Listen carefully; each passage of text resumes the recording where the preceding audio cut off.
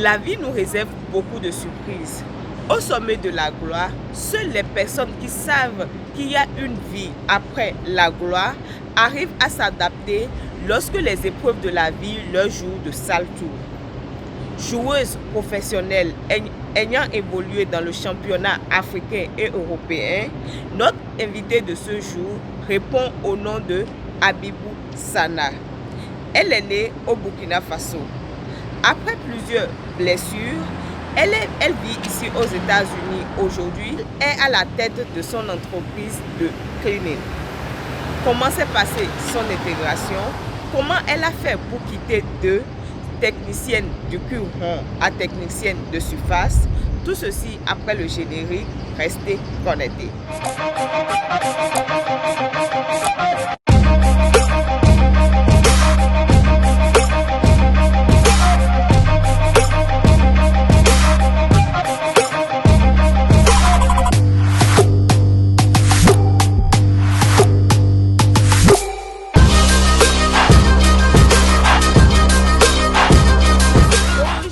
Amis internautes et encore une fois de plus, bienvenue dans Parlons de la diaspora. Si tu me découvres grâce à cette vidéo, mon nom c'est Lucrèce Messessi. Je suis une passionnée de tout ce qui touche la vie de la diaspora. De quoi parlons-nous sur cette chaîne? Nous parlons de l'immigration, de la vie en Occident, de comment la diaspora africaine de l'Amérique du Nord et de l'Europe arrive à s'intégrer et de comment réussir à investir en Afrique tout en restant à l'extérieur.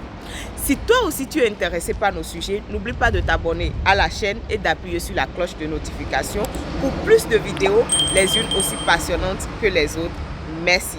Chers amis internautes, comme je le disais tantôt, aujourd'hui nous allons à la rencontre. Notre invitée s'appelle Habibou Sana. Elle était footballeuse professionnelle dans son pays d'origine, le Burkina Faso. Aujourd'hui, nous irons à sa rencontre pour savoir, connaître son histoire, tout ce qui s'est passé pour qu'elle se retrouve à être chef d'entreprise d'une entreprise de cleaning ici aux États-Unis.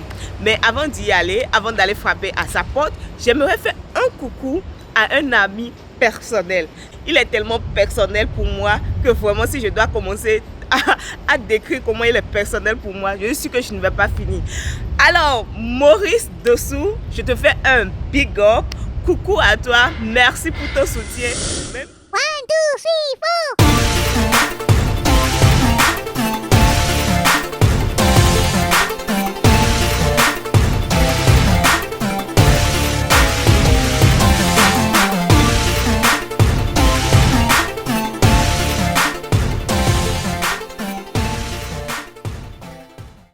Bonjour madame. Oui, bonjour, comment vous allez? Je vais très bien. Ok. Aujourd'hui, parlons de la diaspora. Elle est là pour passer un moment avec vous, pour que vous nous parliez de votre histoire, de votre intégration ici aux États-Unis. Mais avant de commencer, veuillez vous présenter s'il vous plaît. Bonjour, moi c'est Habibou Sana, ex-international burkinabé et PDG de Sana Pro Cleaning. Ok, merci beaucoup. Voilà, vous êtes les bienvenus. Merci beaucoup. Alors, chers amis internautes, comme vous le remarquez, nous sommes en compagnie de Madame Habibou Sana. Alors, Madame Habibou Sana, dites-nous, vous êtes aux États-Unis depuis combien d'années? Je suis là aux États-Unis, je peux dire probablement, je tire vers 7 ans, parce que je suis venu en 2016 et je suis aux États-Unis. Wow. Alors dites-nous, avant de venir aux États-Unis, avant de vous installer ici aux États-Unis, quel métier exerciez-vous dans votre pays d'origine, c'est-à-dire le Burkina Faso, le pays des hommes intègres? Ok, avant de venir ici, moi j'étais une joueuse internationale. Et après, je suis devenu ex-international burkinabé, professionnel, ex-international burkinabé. J'étais promotrice du tournoi de l'avenir du football féminin. Tournoi que tout le monde connaît, que chaque année on organise ce tournoi. Voilà, je peux dire grâce à moi, aujourd'hui le Burkina a une équipe nationale féminine grâce à ce tournoi. Voilà, c'est sa 10e édition qui va se jouer le 18 septembre au 25 septembre au Burkina Faso. Ok, donc vous étiez joueuse professionnelle dans votre pays. Alors, dites-nous, pourquoi étant joueuse professionnelle dans votre pays, le Burkina Faso, vous avez décidé de vous immigrer vers les États-Unis, de tenter l'aventure vers les États-Unis? Qu'est-ce qui s'est passé? C'est quoi le déclic? Ok, ce qui s'est passé est que bien avant, quand j'ai arrêté ma carrière, je suis devenue promotrice du tournoi de l'avenir du football féminin et commissaire de compte au niveau de l'USC, Union des supporters des Étalons de Burkina. Et ce qui m'a fait venir ici est que je suis venue ici en mission. Mon intention était de venir finir ma mission et puis rentrer. Ce qui m'a fait caler est que j'avais une grande maquille avenue du football féminin que tout le monde connaît, Kémé. On appelle ça Kémé, ça veut dire 500, tout est 500 là-bas. Que c'était 24 sur 24. Après les sélections populaires qu'ils ont eues avec le président, et puis le coup d'état manqué, ils ont brûlé mon entreprise. Ils ont brûlé le restaurant, maquille restaurant que j'avais, ils ont brûlé ma voiture. Et j'ai préféré vraiment ça. Ça a été un vrai coup pour moi. J'ai dit, bon, pourquoi pas ne pas tenter ma vie ici, voir. Wow. Nous sommes vraiment désolés d'apprendre toutes ces choses malheureuses qui vous est arrivées. Nous sommes vraiment désolés d'apprendre ça comme ça. Quelles sont les difficultés que vous avez rencontrées et comment s'est passée votre intégration? Parlez-nous après avoir pris la décision de rester, parlez-nous de votre histoire, de ce qui s'est passé. Waouh! Les difficultés, pourquoi j'ai dit waouh? Parce que les difficultés, j'en ai vraiment croisé, j'en ai vraiment rencontré ici aux États-Unis. De fait que dans ma vie, je n'ai jamais travaillé et je suis venu ici. Il y avait des gens en état star, il y avait des gens qui ne me connaissaient pas, qui me connaissaient, qui ne m'ont jamais vu, ils ne me connaissaient pas à la télé, dans les radios, et ils me voient physiquement comme ça. Tout le monde veut venir sortir avec moi. Wow. En étant une femme, c'est difficile pour pouvoir intégrer. Wow. Et célibataire en plus, hein? Oh ouais. Et c'est difficile, et quand je dis c'est difficile, tout le monde veut sortir avec la star. D'autres viennent pour sortir avec la star, pour dire voilà, j'ai eu celle-là, tout. Ça n'a pas été facile. Ils ont essayé de mettre les bâtons dans mes roues. Et du coup, j'ai eu beaucoup d'accidents. Que j'ai resté à la maison des années et des années sans travailler, sans marcher. Parce que voilà, j'ai été touchée à mes pieds, à mon dos, beaucoup d'opérations que j'ai eues. Et vraiment, ce qui m'a fait avoir la tête haute, c'est juste la prière et puis Dieu était là avec moi. Nous sommes vraiment désolés de savoir que vous avez rencontré toutes ces difficultés parce que nous savons que tenter l'aventure, ce n'est pas facile. Quand c'est encore une femme, ce n'est pas facile. Je me disais que pour vous, ça serait facile vu que vous étiez une star dans votre pays avant de venir. Ça devait être facile, mais quand je vois que vous avez rencontré toutes ces difficultés, ça montre en réalité comment vivre en Occident, comment tenter l'aventure n'est pas chose facile. Alors dites-nous, et côté de la langue, de l'anglais, comment vous avez fait pour vous en sortir? Vu qu'au Burkina Faso, on parle le français et ici c'est l'anglais. Comment avez-vous fait? Ça me fait un peu rire parce que quand je suis venue ici, je suis partie pour... Je connaissais rien. Ce que je connais c'est Good morning, how are you? C'est fini. Et je suis allée une fois pour aller chercher travail. Je suis arrivée, on me demande, you speak English? J'ai dit, I'm English. Ok, et après, je suis allée à l'école pour pouvoir apprendre la langue et pouvoir communiquer avec les gens. Mais ce qui m'a fait beaucoup plaisir dans ce pays est que les autochtones, les Américains, qui sont là, ils m'ont soutenu beaucoup. Wow. Vraiment, ils m'ont soutenu parce que le restaurant que j'avais, c'était un restaurant américain. Ils ont payé mon école pour moi. Wow. Et ils ont payé ma formation. Wow. Et vraiment, ils m'ont soutenu. Ils m'ont ouvert les bras. Ils m'ont permis vraiment d'être ce que je suis aujourd'hui. Wow. Et je rends ça vraiment aux Américains. Waouh, là c'est très bien ça. Alors dites-nous, quand vous êtes venu, quels sont les métiers que vous avez fait? Parce que n'oublions pas que vous étiez star dans votre pays d'origine, l'international et tout, ou est-ce international dans le temps? Quels sont les métiers que vous avez fait? Parce que vu que votre intégration n'a pas du tout été facile, par quel métier vous avez commencé? Vous avez travaillé dans quoi? Ah, c'est ça vraiment la question parce qu'on m'appelle femme battante. Femme battante, c'est pas fait avec les bras, le coup de poing, mais je me suis battue vraiment. Et j'ai fait cleaning, qu'aujourd'hui je suis le président de cette entreprise. J'ai fait cleaning, j'ai fait dishwash, j'ai fait taxi, j'ai fait la sécurité, j'ai fait delivery, j'ai fait taxi. Waouh! Et pourquoi vous n'avez pas continué dans le taxi? Oh, dans le taxi, vraiment, je voulais même faire une entreprise dans le taxi, mais c'est un projet qui me tient à cœur que bientôt je mettrai cette compagnie de taxi en place. Et pour le taxi, ce qui m'a fait ralentir, c'est que j'ai eu beaucoup d'accidents. Je peux dire pendant les 7 ans, j'ai eu 6 accidents et 5 très graves qui m'a failli coûter la vie. Wow, et j'ai suivi 4 opérations. Donc ça m'a beaucoup affaibli. J'ai dit ok, comme je ne peux plus continuer à conduire beaucoup, je préfère stopper et puis essayer de faire une autre chose. Alors vous avez fait, Madame Abibou, vous avez dit que vous avez fait 6 accidents. Waouh, je suis vraiment désolée d'apprendre ça. Je compatis vraiment parce que je sais que ce n'est pas facile. Encore pour une femme, ce n'est vraiment pas facile. Qu'est-ce qui s'est passé? Qu'est-ce qui était la cause de ces accidents répétés?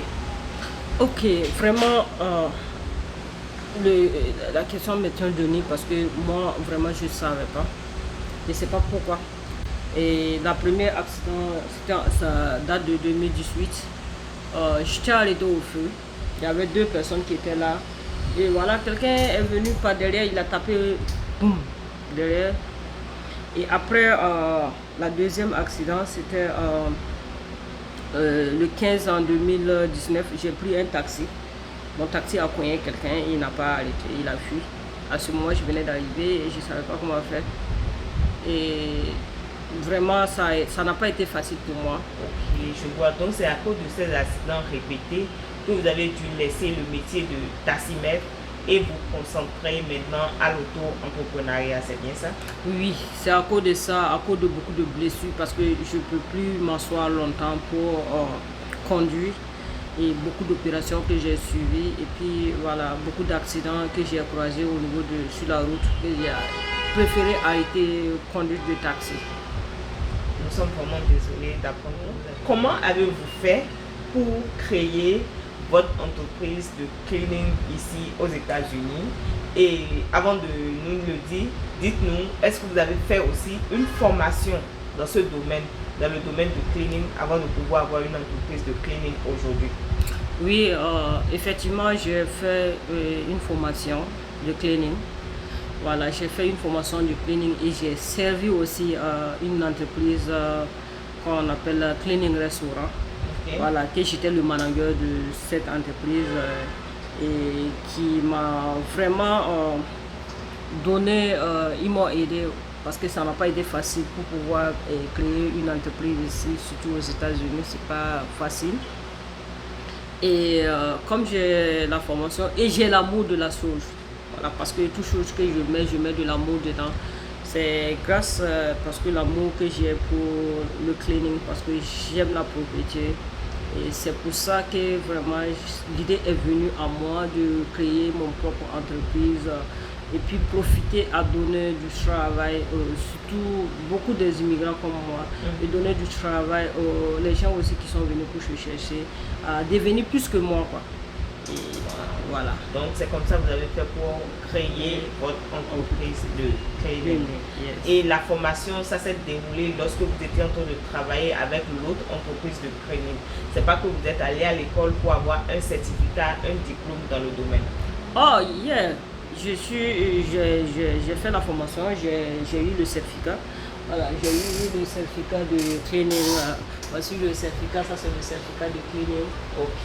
Voilà, ça c'est l'enregistrement De l'entreprise. Ça c'est l'assurance de l'entreprise. Wow. Voilà, donc...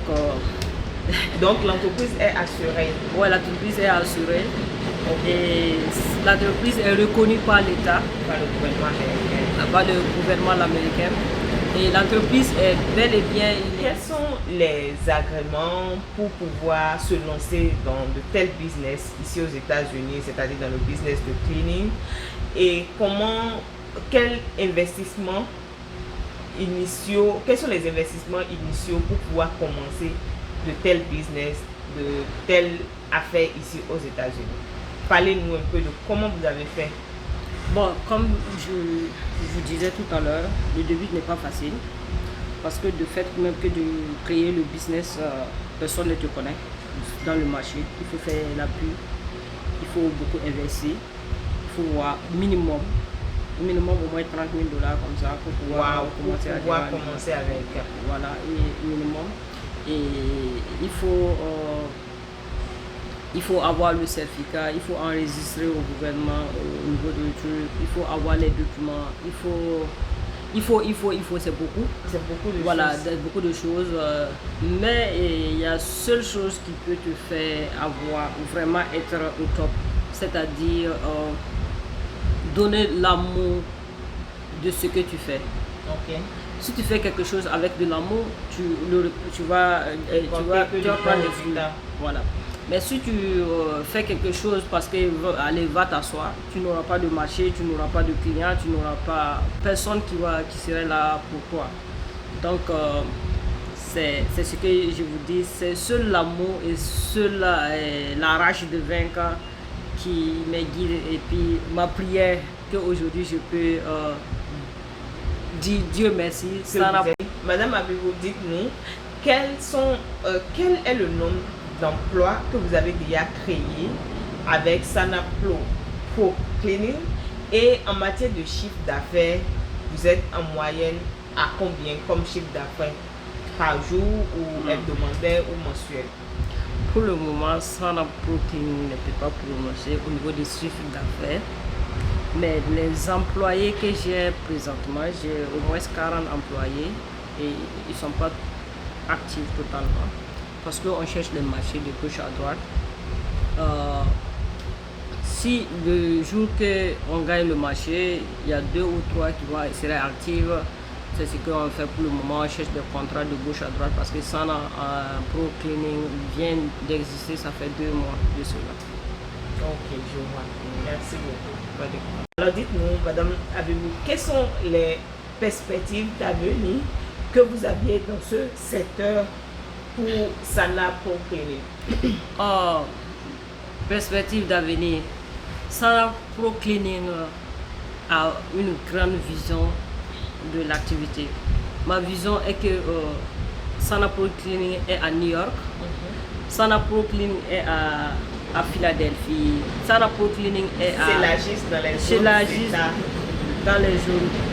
Qu'aujourd'hui, quand on dit Sana Pro Cleaning, qui clean tous les restaurants, toutes les supermarchés, que Sana Pro Cleaning, ça soit élargi partout. Et avoir au moins une chiffre d'affaires de 10 millions de $, par jour. Wow. Alors on vous souhaite beaucoup de chance pour l'avoir. Je sais qu'avec beaucoup de travail et de persévérance, vous pouvez y arriver. Alors dites-nous, Madame Abibou, est-ce que vous avez rencontré des difficultés à créer votre entreprise en tant qu'immigrante, en tant que femme, en tant que noire? Quelles sont les difficultés que vous avez rencontrées dans la création de votre entreprise et dans les tâches de chaque jour?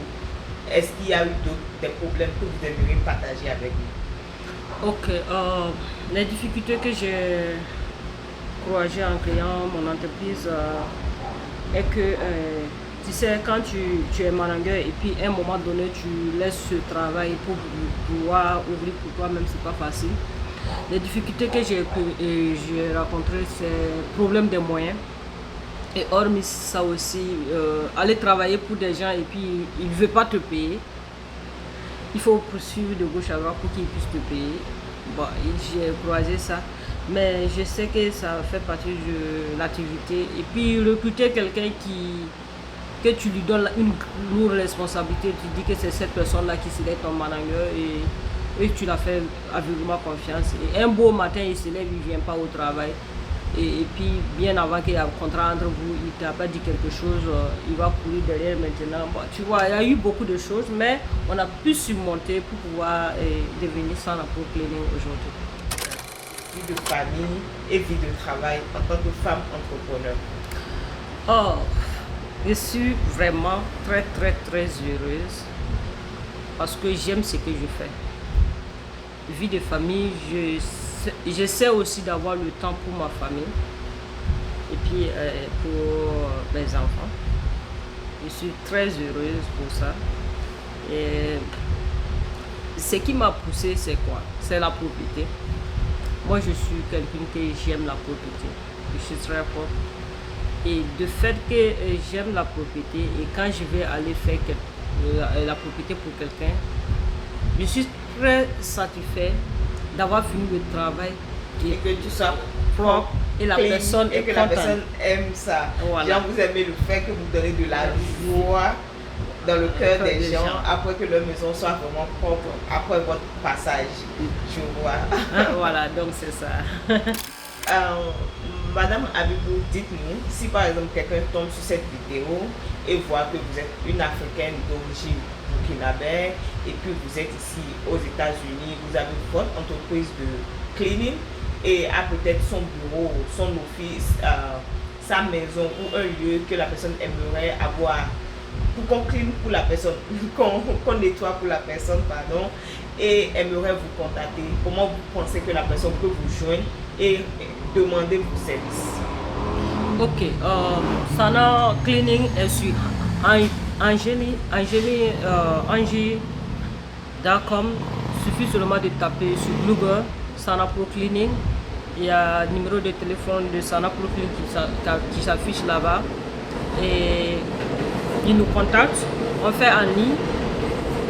Ils nous contactent sur Google, sur Hanji, on est là seulement. Et puis je vais profiter de donner le numéro de Sanapo Cleaning. Voici le business card de Sanapo Cleaning.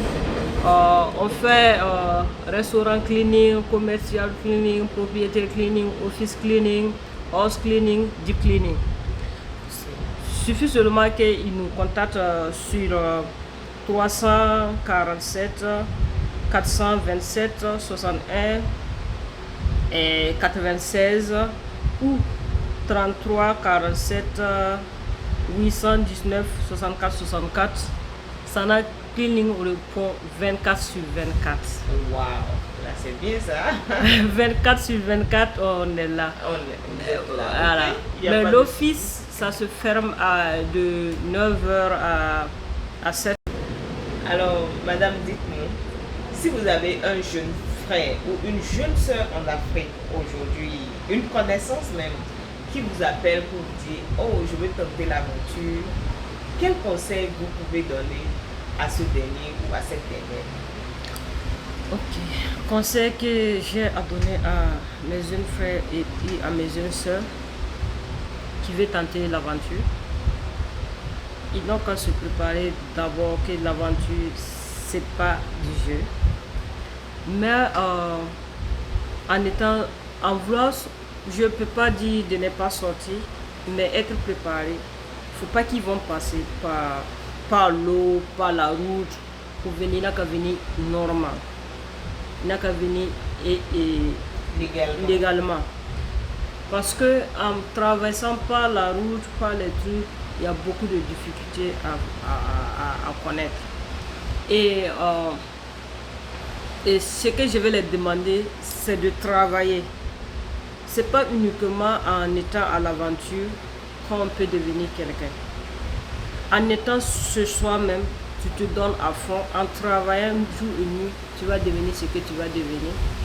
Et l'aventure, tu peux tenter de l'aventure juste pour venir faire visite. Mais pour venir travailler ici, ce n'est pas du jeu. Mais il faut être prêt. Faut mentalement, son mindset. Voilà, faut pas venir ici pour chercher à gauche, à droite, c'est difficile. Mais quand tu viens en égal, tu n'es pas inégal, tu vas t'en sortir. Donc, c'est les conseils que j'ai à donner à mes jeunes frères et mes sœurs. Merci beaucoup. Madame Abibou, dites-nous, en tant que membre de la diaspora africaine vivant aux États-Unis, comment vous pensez que la diaspora africaine peut participer ou aider au développement de l'Afrique, notre très cher continent? Ok, ça c'est une bonne question. Et je prends l'exemple moi-même. Je suis africain, je vis ici aux États-Unis et je travaille pour mon pays. Et par exemple, j'organise le tournoi chaque année, le tournoi de l'avenir du football féminin, qui est à sa 10e édition. Wow. Et ce tournoi, c'est un tournoi qui regroupe toutes les équipes nationales au pays. Et à travers ce tournoi, ça donne la compétition aux filles. À travers ça, aujourd'hui, on peut dire que le Burkina a une équipe nationale féminine. Et il y a des filles qui s'en sortent en étant là-bas. On a des professionnels qui ont sorti du monde tournoi, qu'aujourd'hui ce sont des professionnels qui sont en Guinée équatoriale, qui sont en Europe, qui sont dans les pays Maghreb à cause de ce tournoi. Donc, je suis de loin, mais je contribue pour le développement de mon pays. Je pense que toute diaspora, toute personne qui vit ici peut contribuer d'une manière à l'autre pour au développement de son pays et de l'Afrique en général. Alors, merci beaucoup. Alors, dites-nous, ces tournois que vous organisez, vous les organisez chaque année ou comment ça se passe? Est-ce qu'il y aura de tournois cette année? Oui, il y aura le tournoi cette année et moi-même je serai présent pour ma 10e édition du tournoi de l'avenir du football féminin. Ok, et ça se passe au Burkina Faso? Ça se passe au Burkina Faso, au stade municipal de Ouagadougou.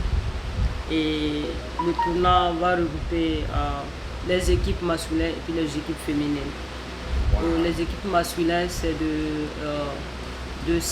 de 14 à 16 ans.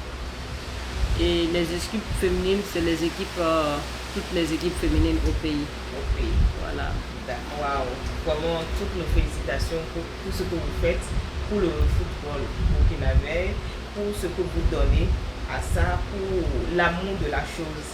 Parce qu'il faut vraiment avoir de l'amour pour cela, pour pouvoir quitter son pays et rencontrer toutes ces difficultés, mais penser toujours pour donner de la joie à ces jeunes filles, à ces jeunes garçons.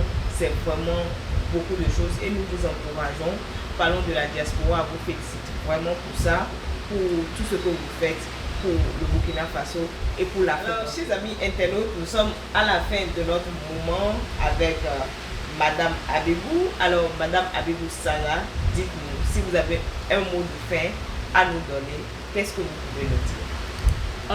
Le mot de la fin que j'ai pour vous donner, c'est dire merci beaucoup d'avoir effectué le déplacement, venir me donner l'occasion de m'exprimer. Et dire merci beaucoup à ceux qui vont cliquer, voir la vidéo, de partager beaucoup et d'abonner à la page et ajouter aussi que Dieu bénisse cette activité, que Dieu donne la longévité et Dieu bénit l'Amérique, bénit le Burkina Faso, bénit l'Afrique et c'est l'Afrique qui gagne, c'est le monde qui gagne, on est ensemble. Alors, chers amis internautes, nous sommes à la fin de notre moment avec Madame Sana. Nous avons vu aujourd'hui comment s'est passée son intégration, comment étaient ses débuts en tant que joueuse professionnelle dans son pays d'origine, le Burkina Faso, et comment s'est passée son intégration ici, une fois sur le sol américain. En attendant de vous retrouver dans une autre vidéo, je vous envoie beaucoup d'amour chez vous. N'oubliez surtout pas de vous abonner à la chaîne et de partager. Merci beaucoup.